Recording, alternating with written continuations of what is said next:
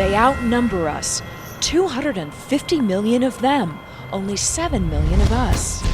Their machines are much bigger, giant battering rams weighing tons. They have steel cages and airbags to protect them when they make a mistake. How do we compete with all that and survive? Hi, I'm Michael Barnes. I'm Danny Essick. We're professional road racers. Always pushing the limits in search of more speed. We kind of like to go fast. Real fast. Really, really fast.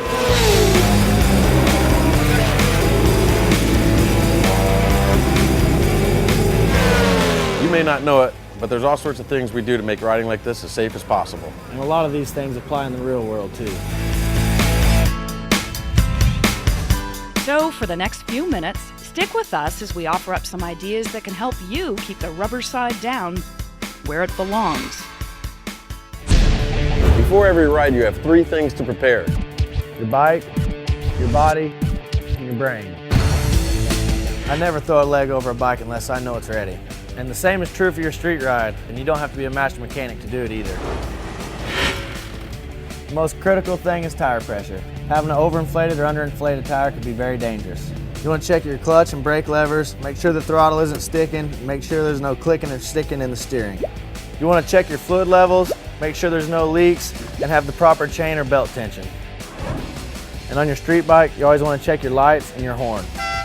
Check your brake pads to be sure they're not too worn down. And if your bike is older, be sure to check the tire sidewalls for cracking. You want to replace them long before they start to look like this. Okay, your bike is ready, but are you? My rule is dress for the crash, not for the ride. First off, you want to have a DOT legal helmet, protective boots, a leather armored jacket, gloves, and don't forget eye protection if you don't have a full face helmet. Ever hear the term race face? It's the don't bug me look racers get before the green flag. In here, we're always working to push out everything except for the task at hand. Do the same thing on the street. If you are upset, late, or just plain distracted, take a breath. Anything like that can slow your reaction time and cloud your judgment. So my rule is, don't turn the key till you've turned off the noise.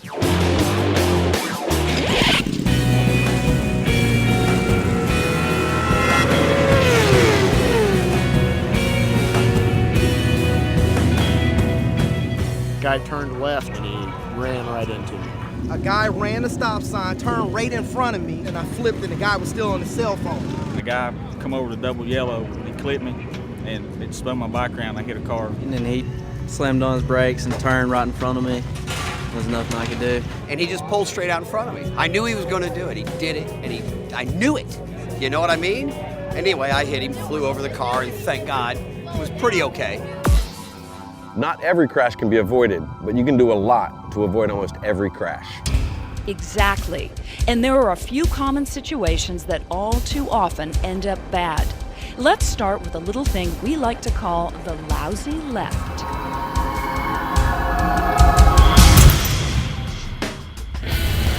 First, if you always assume they're gonna turn, you'll react a second or two faster if they do. As you approach the intersection, cover the front brake lever with 2 ready fingers and be ready with the horn just in case. Don't ride boxed in by cars. You need space to swerve if necessary. So have a flexible escape plan.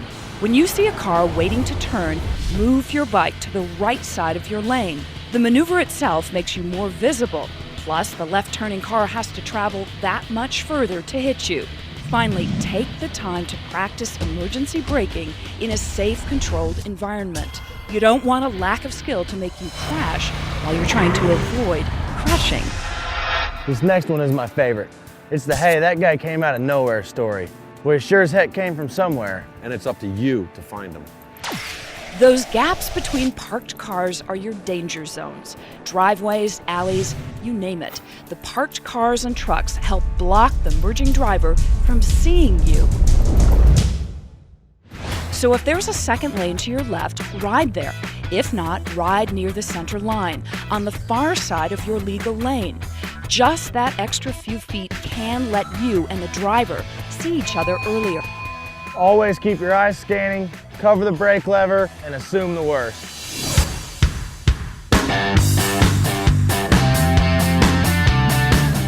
What's the fastest way to change how your motorcycle works? Carry a passenger.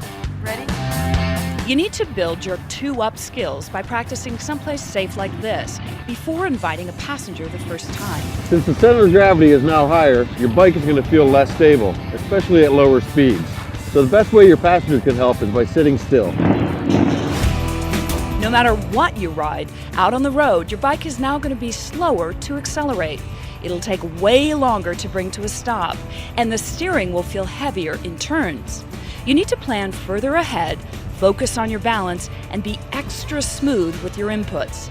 This is not just for safety, it'll also make your guest ride more comfortable.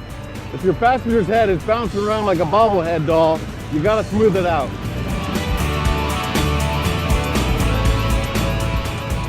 And smooth is also the way to be on a sport ride or track day. Just like a passenger, your bike hates being upset by abrupt or jerky inputs. Smooth is safe because you're not disturbing the contact patch unnecessarily, which gives away valuable traction. Being smooth also helps you flow from corner to corner and stay more in control at any speed. Don't let that corner surprise you. Look up, focus deep, stay smooth. That's what Danny and Michael do, and it pays dividends for them on every ride and at every race.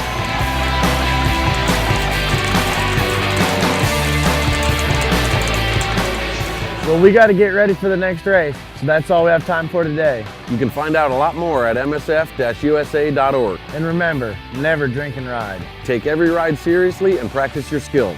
And we'll see you at the races.